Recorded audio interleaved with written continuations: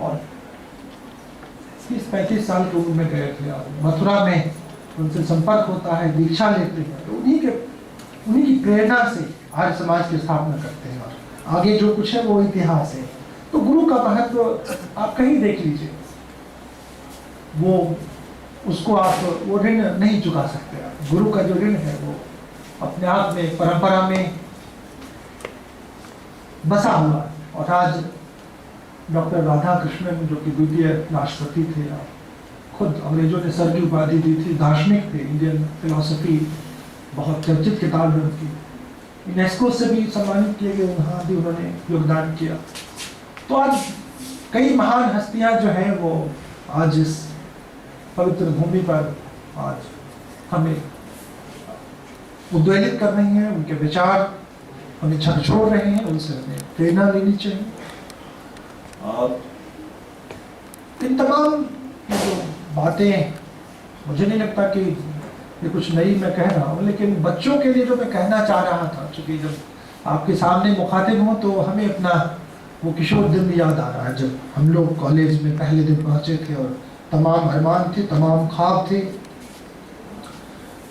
अब इजाज़त दे तो मैं थोड़ा अनौपचारिक होने की कोशिश कर रहा हूँ, दरअसल बहुत औपचारिक होने की आदत रही नहीं, क्योंकि ये एकेडमिक माहौल है, एकेडमिक माहौल से डर लगता है।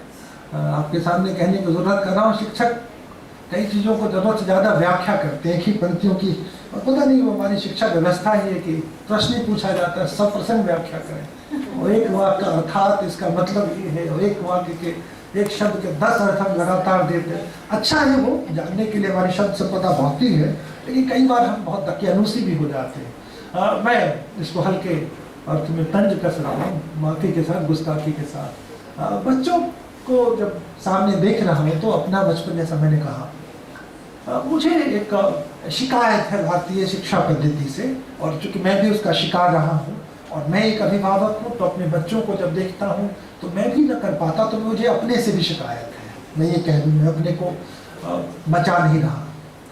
हम अपने बच्चों में प्रश्न करने की जो प्रवृत्ति है उसको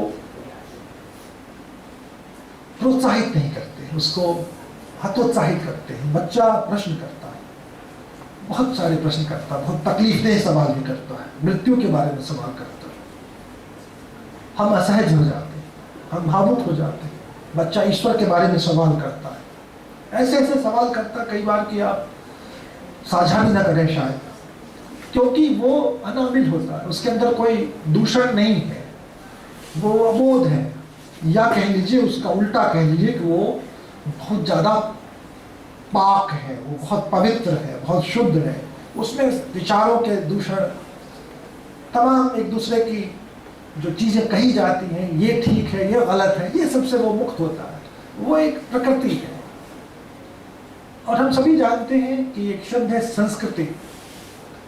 प्रकृति से उसका 3-13 का रिश्ता है। सीधे तौर पर ये बात समझ में नहीं आती, लेकिन प्रकृति ये कहती है कि हम जैसे पैदा लिया वैसे रहें, जैसे जानवर रहते हैं। प्रकृति ये कि हमें किसी ने कुछ कहा, हमने जवाब दिया वगैरह वगैरह। लेकिन संस्कृति हमें संयम सिखाती है, संस्कृति हमें बताती है कि हमें क्या पहनना चाहिए, हमें कैसे बर्ताव करना चाहिए, बड़ों से कैसे पेश आना चाहिए, वगैरह वगैरह। तो प्रकृति और संस्कृति में एक स्पर्धा चलती है, और संस्कृति का ये है कि सड़कें बननी चाहिए, ये सभागार होना चाहिए, पानी फैल रहा है तो उसमें बांध बनने चाहिए।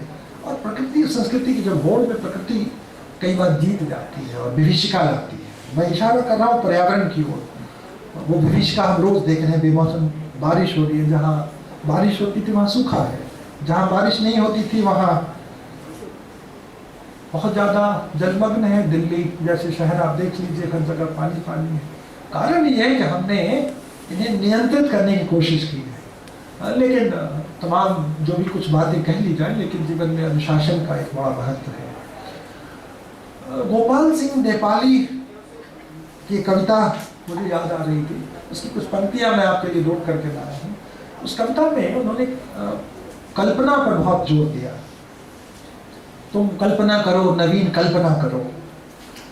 आज का समाज कल्पना कम करता है, या यूं कहने कि हम जब छोटे थे तो हमारे अभिभावक हमें बहुत हतोत्साहित करते थे कि दिन में स्वप्न देखते हो, ख्याली पुलाव पका रहे हो वगैरह वगैरह। जो लोग साहित्य में, जो हिंदी के छात्र बैठे हैं, तो इसलिए ये कहने का साहस कर पा रहा हूँ, शायद विज्ञान के जो लोग होंगे वो हंस सकते हैं मेरी बात पे, हालांकि 12वीं तक मैं विज्ञान का छात्र रहा हूँ, जेनेटिक्स अव्वल पढ़ाता भी था, अभी भी अपने को कमतर विज्ञान का छात्र नहीं मानता।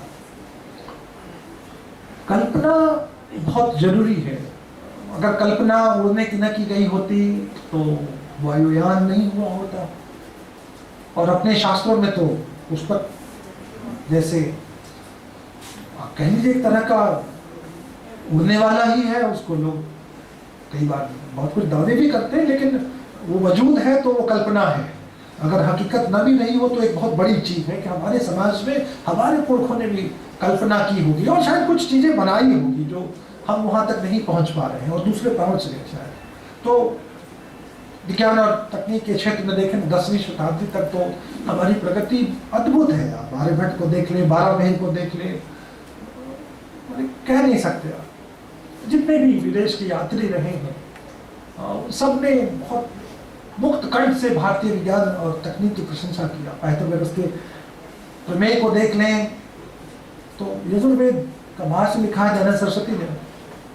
यजुर्वेद में तो जो अग्नि वेदियां हैं, उसकी बनाने की जो विधियां बताई गई हैं, वो सभी ज्यामिति, सिर्फ ज्यामिति का उद्गम आप यजुर्वेद को मान सकते हैं। कहा गया है, उसमें वैज्ञानिक लोगों ने पुष्टि किया, उसमें कहीं कोई विवाद नहीं है। शोन ने एक अज्ञात भारतीय को उसका श्रेय दिया था, कुछ लोग आर्यभट्ट को भी देते हैं, और तो और एक हो सकता है कुछ छात्र नहीं जानते हैं। ये जो अंतर्राष्ट्रीय जो अंक प्रणाली है 1 2 जो हम लिखते हैं, जिसको हम कई बार अज्ञानतावश कह लेते हैं कि इंग्लिश का है, रोमन तो लाइन वाला है। जो अंतर्राष्ट्रीय रूप है जिसे भारत सरकार ने संविधान में जब राजभाषा का दर्जा दिया हिंदी को, तो अंतर्राष्ट्रीय स्वरूप को ही माना।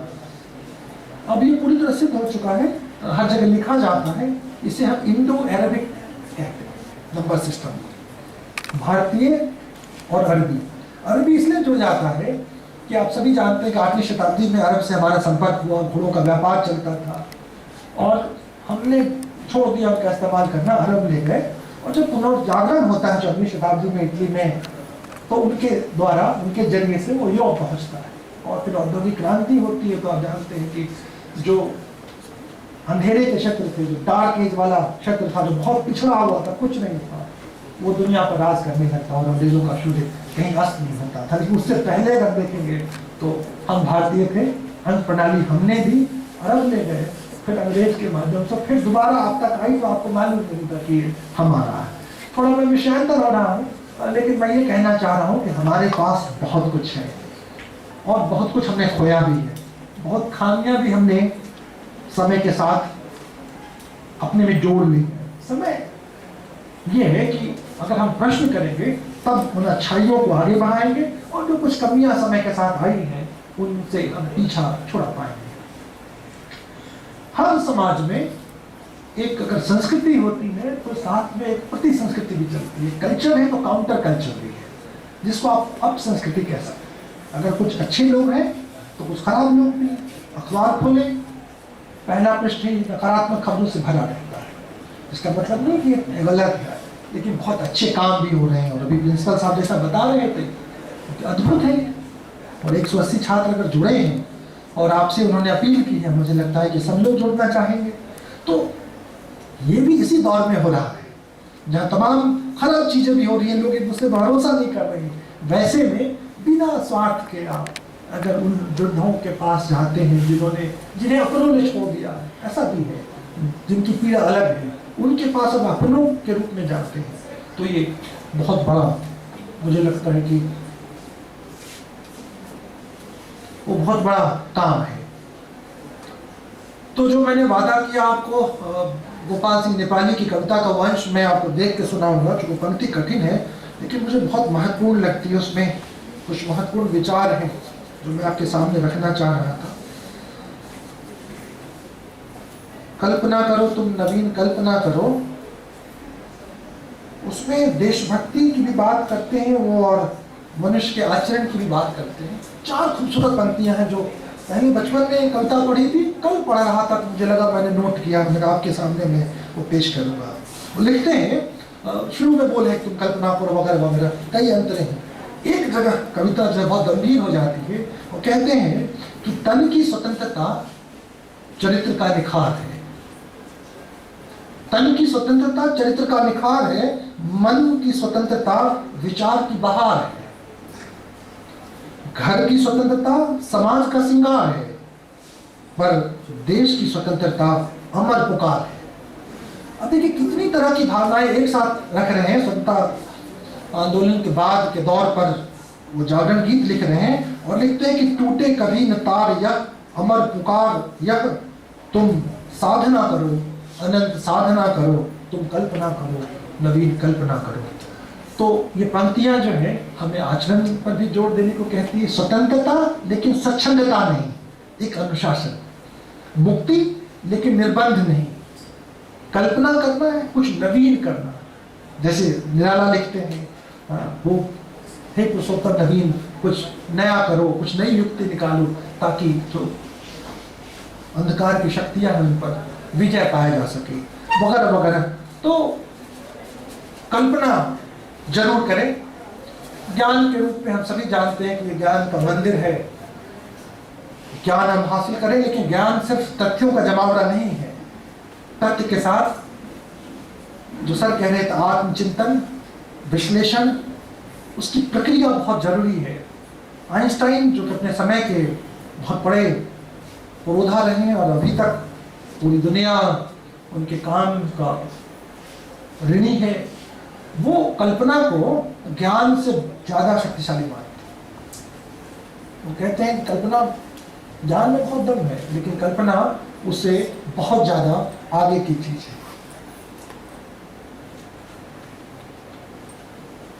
मेहनत बहुत जरूरी है। आपके पास ज्ञान है, आप काल्पनिक है, तो उस ज्ञान को एक, जिसको आप अभिनव कहते हैं, इनोवेशन कहते हैं, एक नए तरीके से उस ज्ञान का इस्तेमाल कर सकते हैं। इसलिए स्टार्टअप का समय है। आप पास करते हैं, आप कुछ नया चीज शुरू करते हैं। IIT से बच्चे पास होते हैं, कुछ नई चीज शुरू करते हैं, कोई स्नैपडील खोलता है, कोई बहुत बढ़िया पेटीएम खोल लेता है। तो ये सीखने की जरूरत है कि भारत से लोग नई नई चीजें शुरू कर रहे हैं। और चूंकि सब कुछ अंततः शिक्षा का जो एक बहुत एक क्रूर सच है कि रोजगार, क्रूर सच, मैं अंतिम सच नहीं कर रहा हूँ। शिक्षा का उद्देश्य व्यक्ति निर्माण, व्यक्तित्व निर्माण है और वगैरह समाज निर्माण वगैरह है, वो बहुत बड़ा, वो बड़ी भूमिका है शिक्षा की। लेकिन अंततः अगर रोजगार नहीं मिलेगा तो शिक्षा जो है वो अपने मकसद से च्युत हो जाएगी। हम सभी की पीड़ा, जो भी बच्चे आए हैं, तो रोजगार हमारे लिए जरूरी है, लेकिन रोजगार तब मिलेगा जब ज्ञान को आप हुनर में तब्दील कर पाएंगे। आपके पास नॉलेज है लेकिन नॉलेज को जब एक्सपर्टाइज में बदलेंगे तब वो प्रक्रिया बहुत महीन बारीक प्रक्रिया होती है। उसमें जो गुरु आपके बैठे हैं उनसे आपको मार्गदर्शन लेना होगा और उसके लिए समर्पण बहुत जरूरी है। अध्यवसाय जो मेहनत है उसके बिना आप ये नहीं पा सकते। तो मेधा आप में है, आप कल्पना करते हैं, आप ख्वाब देखते हैं, बड़े बड़े सपने देखते हैं और उस पर अगर मेहनत से आप लगे रहते हैं तो आपको कामयाबी से कोई डिगा नहीं सकता। और अव्वल और अंतिम बात कि आत्मविश्वास, शेयर कॉन्फिडेंस जो है आपसे बहुत बड़ा काम करवा लेती है। कई बार हम बहुत मेहनत करते हैं, बहुत हुनर है हमारे पास, लेकिन हमें आत्मविश्वास नहीं होता। मंच पर आते हैं तो पाँव कांपने लगते हैं। ये तो खैर अभ्यास से ठीक हो जाएगा। बहुत बड़े बड़े लोगों के पाँव कांपते थे, जुबान फिसलती थी और वो लोग बहुत बड़े वक्ता बने। तो अभ्यास से ये चीज़ें ठीक की जा सकती हैं, लेकिन अपने पर भरोसा रखना बहुत जरूरी है। माँ बाप को, शिक्षकों को भी जरूरी होता है अपने बच्चों पर भरोसा रखना। अब देखेंगे SCR में इस बार जो एथलेटिक्स में जो परिणाम आए हैं, उन भारतीयों ने लाए हैं जिनको अब तक समझा जाया था कि बहुत तंग शरीर वाले लोग हैं, एथलेटिक्स में तो कुछ कर नहीं सकते। मुझे अफसोस होता है, कबड्डी जहाँ हमारा राज होता था, हम कांस्य के लिए संघर्ष कर रहे थे, हम हॉकी में कांस्य के लिए संघर्ष कर रहे थे। अब एथलेटिक्स में देखिए हमारी लड़कियाँ, लड़के देखिए 400 मीटर, 800 मीटर, 200 मीटर में हर जगह वो दौड़, छोटे कद वाले। सारा खेल क्या है? इरादे बुलंद। शरीर से बहुत चीज नहीं होता, आपके दिमाग से, आप दिमागी रूप से आप देखते हैं आपका हौसला कितना बुलंद है, वो चीजें आपसे बहुत कुछ करवा ले जाती हैं। क्योंकि आपके जुनून में 125 करोड़ देशवासियों का एक दबाव महसूस करते हैं। तमाम जिन लोगों ने कहा है उन्होंने यही कहा कि अपने देश के लिए मैं कर रहा हूँ। तो एक भारत के लोग को, हम जैसे लोग जो कि सिर्फ एक उनके बारे में सोच सकते हैं, शुभकामनाएं दे सकते हैं, सीना चौड़ा हो जाता है। आप युवा हैं, आपसे बहुत अपेक्षाएं हैं, तो मैं तो यही कहूँगा कि सपना देखना ना छोड़ें, सपना हमेशा देखें। पास एक अपने समय के बड़े पंजाब के कवि हुए हैं, आशा जी पंजाब से आती हैं, वो बेहतर बताएंगी। उन्होंने एक बड़ी अच्छी पंक्ति कही है, सबसे उनका तो मेहनत की लूट सबसे खतरनाक नहीं, तमाम चीज़ें पुलिस की बात ये नहीं होती, कई उन्होंने हुक्म किया और कहते सबसे बुरा होता है हमारे सपनों का मर जाना। तो कोई समाज मर जाएगा अगर वो सपना नहीं देखता। ख्वाब बहुत जरूरी है, तो ख्वाब आप जरूर देखें। और एक खूबसूरत दुनिया मिली है, इस दुनिया को इससे बेहतर करके जाना है। अमीर खुसरो की पंक्ति के साथ विराम दूंगा।